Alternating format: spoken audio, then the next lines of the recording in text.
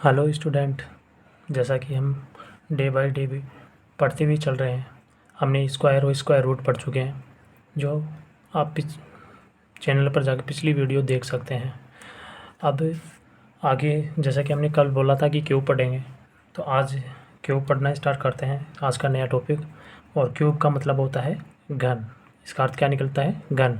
जैसा कि आपने देखा है कि किसी भी संख्या को 3 बार गुणा करने पर एक क्यूब प्राप्त होता है। जैसे ए क्यूब दे रखा है, ए की घात 3, इसको बोलते हैं ए क्यूब। ए क्यूब मतलब ए गुणा ए गुणा ए, 3 बार ए हो गया। जो भी संख्या होगी वो 3 बार मल्टीपल होगी, यानी गुणा में होगी, तो उसे क्या कहेंगे? क्यूब बोलेंगे। उसका उस संख्या का क्यूब बोलेंगे। आपको वैसे मैंने 20-30 तक स्क्वायर याद करने के लिए बोला था, ऐसे ही आपको क्यूब लगभग 20 तक तो सबको याद होना चाहिए लगभग। और वैसे कहने का मतलब है कि 30 तक कर लो तो बहुत अच्छी बात है, और 20 तक तो होना ही चाहिए, ताकि आप जब भी किसी भी संख्या का क्यूब करना चाहो तो तुरंत हो सके। इतना एग्ज़ाम में 20 तक या 30 तक, मैक्सिमम 30 तक आता है लगभग, ऐसे आपको करना होता है क्यूब। तो याद कर लो तो अच्छी बात है, और वैसे भी हम निकालना भी सीखेंगे। तो क्यूब का स्टार्टिंग में देखो, क्यूब थोड़ा सा देख लेते हैं ताकि आपको याद भी हो जाए कि जैसे एक का क्यूब होता है, एक होगा, यानी एक को कितनी बार भी मल्टीपल करो एक ही आएगा। 2 का क्यूब होता है 8, 3 का क्यूब होता है 27, 4 का क्यूब होता है 64, 5 का क्यूब होता है 125, 6 का क्यूब होता है 216, 7 का 343, 8 का 512, 9 का 729, 10 का 1000, 11 का 1331 होता है, 12 का 1728 होता है, 12 का 1728 होता है, और 13 का 2197 होता है, 14 का 2744, और 15 का 3375, 16 का होता है 4096, और 17 का होता है 4913, और 18 का होता है 5832, 19 का होता है 6859, और 20 का होता है 8000। ऐसे 21 का होता है 5261, 22 का होता है 10,648, 23 का होता है 12,167, और 24 का होता है 13,824, 25 का होता है 15,625, 26 का होता है 17,576, और 27 का होता है 19,683, 28 का होता है 21,952, और 29 का होता है 24,389, और 30 का होता है 27,000। ये आपको कम से कम याद होना चाहिए। अब अगर याद नहीं भी आए तो हम कैसे, कोई ट्रिक होनी चाहिए उससे निकाल सकें। जैसा कि ट्रिक आगे पढ़ते हैं, कि जैसे ट्रिक में क्या होता है कि आपने a प्लस बी का क्यूब पढ़ा होगा। ये एक सर्वसमीका है, इसकी मदद से हम क्यूब निकालेंगे। क्यूब कैसे निकालेंगे? देखो, आपको ये सर्वसमीका नहीं भी आती है तो कोई भी दिक्कत नहीं है, और आती है तो बहुत अच्छी बात है। तो जैसे इस सर्वसमीका का हल क्या होता है वो देख लो एक बार, कि जैसे a प्लस बी का क्यूब दे रखा है, ए प्लस बी का क्यूब दे रखा है, तो आपने इसका हल क्या होता है? A cube plus B cube plus 3ab कोष्टक में ए प्लस बी। जब इसको खोलेंगे तो देखो अच्छी तरह से ए क्यूब, और जो बी क्यूब है मैं उसको लास्ट में ले जा रहा हूँ, इसको इससे गुणा कर रहा हूँ। देखो, पहले अंदर वाली संख्या, जो बाहर वाली संख्या है उसको अंदर वाली एक संख्या से गुणा करता हूँ, फिर वापस दोबारा इस संख्या से बी से करूँगा। तो सबसे पहले 3ab को मैं अंदर वाला ए से गुणा करता हूँ, तो देखो 3 ए और ए को मल्टीपल करेंगे तो स्क्वायर में आ जाएगा, तो 3a स्क्वायर, और बी ऐसे कैसे आ जाएगा? तो 3a स्क्वायर बी प्लस, फिर अगली वाली संख्या से इससे गुणा करेंगे बी से, तो देखो 3a एक बार है ना, तो एक बार आएगा, और बी 2 बार हो गया। देखो, एक बी बाहर है एक अंदर है, तो दोनों को गुणा करने पर बी स्क्वायर हो गया, तो 3ab स्क्वायर, फिर प्लस बी क्यूब हमने छोड़ दिया था वो पीछे, तो वो बी क्यूब आ जाएगा। तो जैसे अब इसको हल करते हैं तो देखो ए क्यूब, इसको अलग ले लेते हैं, तो 3a स्क्वायर बी, और 3ab स्क्वायर, और बी क्यूब। ऐसे ही अब देखो, हम जैसे एग्जांपल के तौर पे लेते हैं 11 का स्क्वायर करते हैं। सबसे पहले 11 का करेंगे तो देखो क्या कर रहा हूँ मैं, 11 जैसे 11 दे रखा है उसका क्यूब करना है मुझे। क्यूब करना है तो देखो, मैं सबसे पहले एक ले रहा हूँ, तो एक को, ये दोनों में एक एक दे रखा है वैसे तो, लेकिन इसको तो जो पहला वाला अंक है इसको, तो मैं इसको ए मान लेता हूँ और इसको बी मान लेता हूँ। ऐसे ही इसमें जो हमने फॉर्मूला लिया था, ये वाला निकल के आया था हमारा कंक्लूजन, उससे हम इसको इसमें पुट करेंगे। तो जैसे ए दे रखा है, ए का मान हमने ए रखा है, तो देखो मैं एक की जगह एक रखा हूँ और एक का क्यूब। ऐसे ही 3 का 3 और एक का एक, और इसके ऊपर स्क्वायर। बी का मान भी एक रखा है हमने।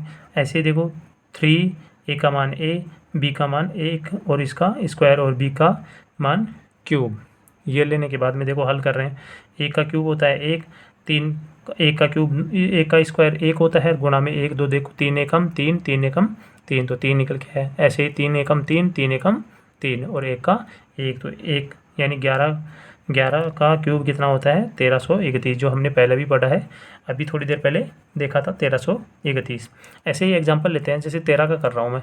13 को कैसे करेंगे, देखो 13 का करने के लिए क्या करेंगे, जैसे मैं मान रहा हूँ इसको, तो मान रहा हूँ एक को, तो मान रहा हूँ ए, और बी को मान रहा हूँ क्या, 3 को मान रहा हूँ बी। जो हमने अभी मेथड यूज में लिया था क्या, जैसे यहाँ लिख देता हूँ मैं एक बार, ए क्यूब 3a² बी, फिर 3ab² और बी क्यूब। ये आपको याद होना चाहिए सर्वसमीका से। तो जैसे मैं ए का मान रख रहा हूँ, ए का मान कितना है यहाँ रख रहा हूँ, देखो ए बराबर 1 है और बी बराबर 3 है, ठीक है। तो अब इसको आगे रख रहा हूँ मैं, ए का मान रखता हूँ, तो ए का मान देखो, ए का मान रखते हैं तो कितना है 1, तो ए का क्यूब, फिर दूसरा कौन सा है 3, ए का मान 1 है तो ए का स्क्वायर, बी का मान 3 है तो यहाँ कोष्ठक में 3 रख रहा हूँ, फिर 3, ए का मान 1, बी का मान 3 का स्क्वायर और बी का क्यूब दे रखा है तो 3 का क्यूब। इसको हल करके लिखते हैं, देखो ए का क्यूब कितना होता है 1, 3, एक का क्यूब, एक का स्क्वायर 1 और 3, ये 1, 3 एकम 3, 3 तिया 9।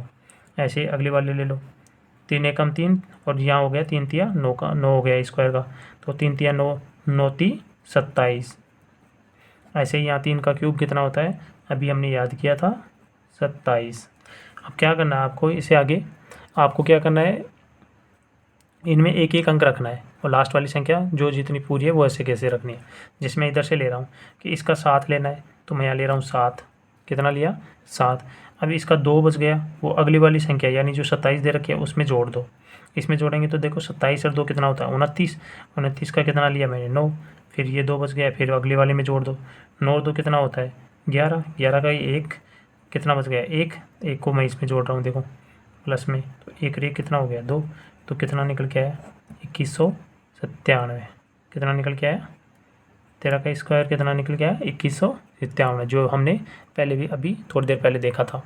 ऐसे ही और एक एग्जांपल लेते हैं, जैसे मैं लेता हूँ कि यहाँ ले लेता हूँ 32 का लेता हूँ, चलो 32 का क्यूब करना है, जो हमने याद भी नहीं किया उसका निकाल के देखते हैं, और आप उसको हल करके देख लेना और कैलकुलेशन वगैरह किसी से भी करके देख लेना सही है या गलत है वो। जैसे हम सबसे पहले किसको मान रहे हैं, 3 को मानते हैं ए, 2 को मानते हैं बी, ए का मान 3 हो गया, बी का मान 2 हो गया। जैसे ही हम जो फॉर्मूला यूज में ले रहे थे वहाँ यहाँ रख रहा हूँ, यहाँ रख रहा हूँ, देखो ए का क्यूब था, दूसरा क्या था 3a का स्क्वायर बी, और फिर 3a बी का स्क्वायर और बी क्यूब, यही तो लिया था। तो अब इसमें रख दो, ऐसे कैसे पुट कर दो, ए का मान कितना है 3, तो 3 का क्यूब, फिर 3, ए का मान कितना है 3, तो 3 का स्क्वायर, कोष्ठक में बी का मान कितना है 2, आगे 3, ए का मान कितना है 3, कोष्ठक में रख दो, और बी का मान कितना है 2, 2 का स्क्वायर और बी का मान 2 है तो 2 का क्यूब। ठीक है, हल कर दो, 3 का क्यूब कितना होता है 27, तो यहाँ रख रहा हूँ 27।